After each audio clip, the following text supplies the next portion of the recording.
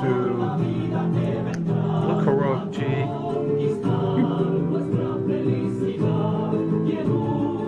Oh, you gotta look heroic. little too Che for me. Che or Shay? Yeah, whatever. I don't know about that. I think that he would probably be perfectly okay with this song. And I don't know There we about go, the perfect heroic I pose. don't know that he would actually follow any of this, but I think he would say that he was. Okay, so we're gonna close on luck. I think you took G's spirit out of it by. It's a luck of Lucian. That one's pretty good. Okay, and all right, so we try to stay on topic. If we're having like a normal night, we usually do segments. So we usually have This Week in Keene segment.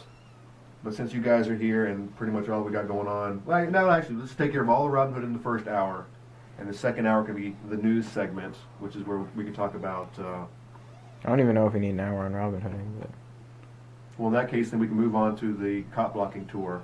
the cop blocking tour. Yeah. I don't know. I've heard that a few times. Peaceful Streets parade. The Free NH, Free Peaceful I think we 603 should Streets. definitely talk tour. about you getting that news article when you just like. Also, What to do second early. hour is Oh, yeah. for Should pull that any media events or anything, movies or books or video games, or in this case, did you get to watch or listen to the new BSR advert? Yes, I very much liked that. I I thought it was well produced, well edited, well trimmed, well paced. and I just threw it together, and I still need to polish it up for LRN. Add like 2 or 3 seconds.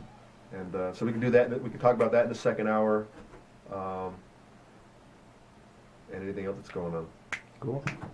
Okay, so let's get this. Put this back over here. This is the Conan and Daryl show.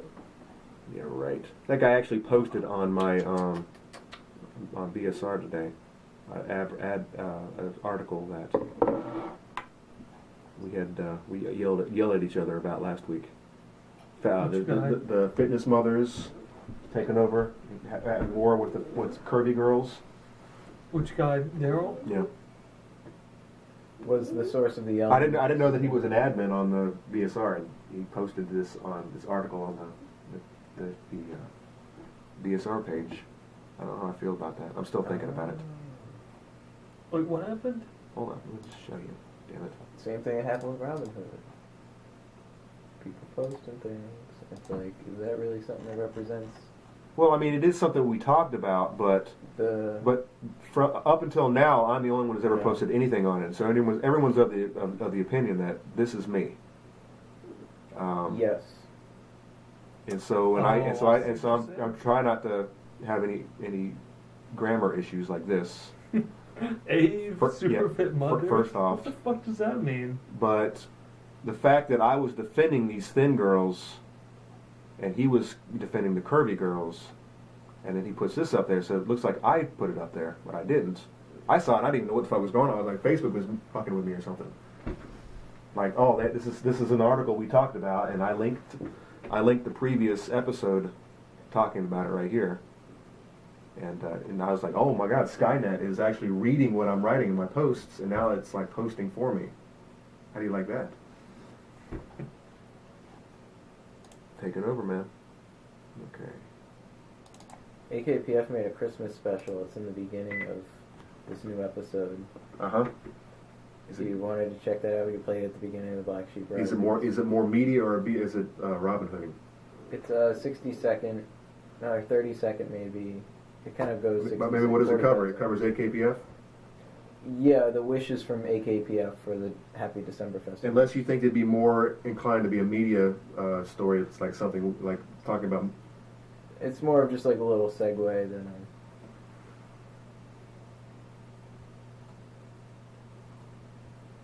the cat is upon us. Ooh, I gotta do something about that. That's bad.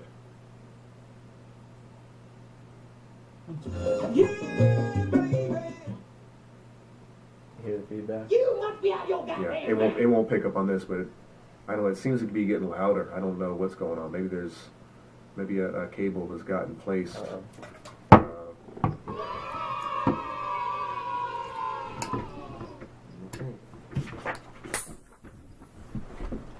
Oh, we have a. Oh yeah, new light. Well, no, not that. We have a new voicemail.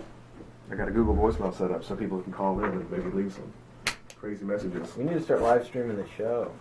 Okay, vMix is up. Audacity is up. Sampling is up. Drop folders are up. Screen capture is up. Lights are up. Hard drive's up. And put that down here. All right.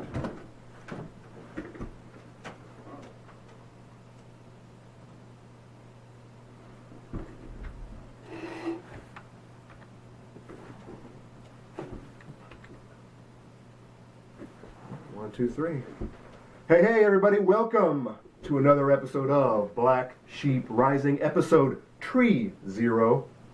And if you weren't already aware, Black Sheep Rising focuses on a lot of what's going on in Keene, the activism and the politics, and whenever we run out of those things to talk about, we talk about whatever. My name is Conan Solity, and joining me in the studio, my favorite Robin Hooders, my favorite guys, my favorite guests. No, they're panelists. They've been on here long enough. Regular panelists. James Robin Hood Cleveland, thank you, sir. Thank you. And, of course, Garrett Ian. You cannot miss this man with his, he's got it going. Everybody knows it. Oh, and let's not forget G. Finally settled down. She's holding down the fort. We actually held off on the show just a little bit tonight, so the G dog was a little too hyper. So we gave him a couple drinks, let him watch a little movie, and he's passed out. So excellent. So we've got some good news for all members of Liberty, all fighters of Liberty. Something got passed down to us this week. This is the people's news. That's right. Garrett, you've been talking about it all day. Garrett, what the hell happened this week? This week, the person who wears the robe and makes the decisions, Judge John Kissinger, handed down the Robin Hood decision. It's a landmark case. It's precedent-setting in the sense that a decision by that level judge can be. And it says that what happened in this case with myself and James and four others, there were more people that wanted to be involved. At first they wanted to grab more people, then they were like, no, we don't want anyone else. Mm-hmm. There was this threat that maybe we'd have to stay away from public employees, and then there was another threat that maybe we'd have to pay them for being involved with one parking enforcer quitting their job. But the judge ruled, no, that can't happen based on these circumstances. Right. Because these circumstances don't constitute anything that would be beyond the scope of the First Amendment. Excellent. And were you guys even worried? I know I've talked to James about this. Were you even worried? Were you even concerned that something, might come out of this to destroy, our rights even further than they already have been? The threat was to our rights directly. I thought just more of the 6 people, it seemed, as the case went on. Right. Than other people in general. They started off with a very vague, open, anybody associated with this organization that we even don't know of. But then it became, nobody else, just these 6 people. Right. And then it became just Pete, because he was found in default before the case was thrown out. And then, of course, it turned into a whole money issue where, we need, we've reconsidered.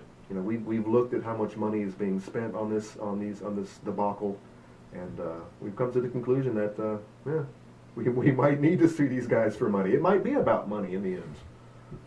I mean, there's always that fear that you're going to lose the case and be liable for money or right. have to comply with some injunction. I mean, that definitely was a concern. But, at the end of the day, there's this pesky First Amendment thing that they weren't able to get around. Right. So I'm glad that the justice, actually did justice and said, wow, this was a big waste of my time. And, I don't know how many days I spent on it. Right, yeah. I mean, I drove to Manchester a few times, met with the lawyer. I spent 2 days crafting an answer. I mean, I spent 4 days in court. So, I mean, these are, and I guess I probably wouldn't want it to go in either way. I mean, I kind of enjoyed it, but at the same time, these are days where I could have been doing something else. But so it was almost fun being in court, as ridiculous as that sounds. Yeah, it was like You've never had to be in criminal court, right, James? Yeah, and this was something too where it was before like, the damages, nothing was on the line. Kind Right. of.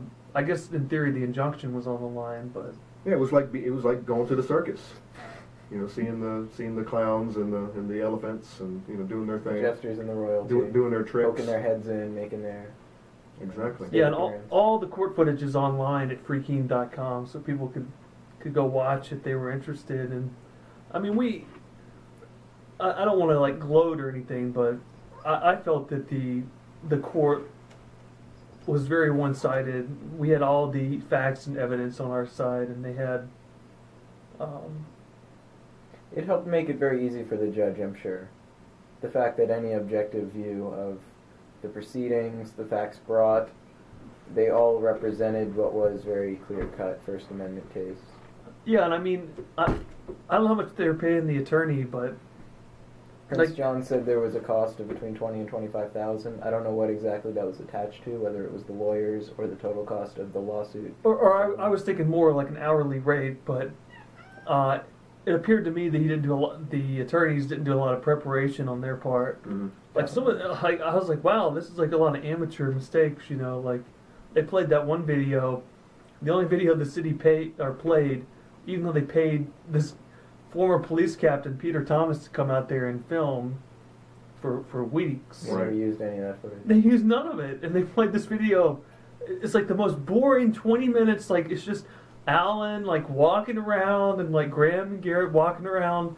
And the only like lame. Yeah, it is, and like the only commentary is like Alan saying, "Oh, did you chalk that, Graham? It couldn't have been you because you can't spell well," or something like that. Yeah, and I think there was a little bit in there of me and Alan having some casual interactions. I mean, it's just I was thinking, wow, this is it. This is the footage that you guys are gonna play. I mean, this is the They number also one. played the Travis Hobbs video. That's true. The I raw forgot video about that. that is clearly and explicitly advertised in the video description for that YouTube video. Mm-hmm. They chose to play an edited video that has me narrating it with text, opening and closing. They didn't play the entire video, but they basically played something that was cut down and sparsed. And even though I thought, well, they're playing a video I made to show, the facts in an easier and more condensed way, so I guess in a way that helped us. But it seemed like an amateur move on their part, not using what is an easily accessible raw video. That is actually a violation of the best evidence rule according to their laws or their rules as lawyers. They're supposed to get and ascertain the best evidence that they can get. If they know they have an edited video and they can get the raw video pertaining to evidence, they're obligated to search out and get the raw original video. Right. I mean, it almost seems like these are things that they should know because it's all their rules. But at the same time, they've never really had to really defend themselves like this. So it's like they weren't prepared. And it's not because they might have been lazy. They're probably lazy, but I mean, it almost seems like they've just never done this before. They don't know the procedure. They don't know how to like it was when Ian was. I was thinking the same the thing. lawyer Smoke who- alarm. Yeah. He didn't know how to appeal the procedure. It's like because he had never had to take the proceedings that far into into the deep dark dungeon that is the law system here in this country.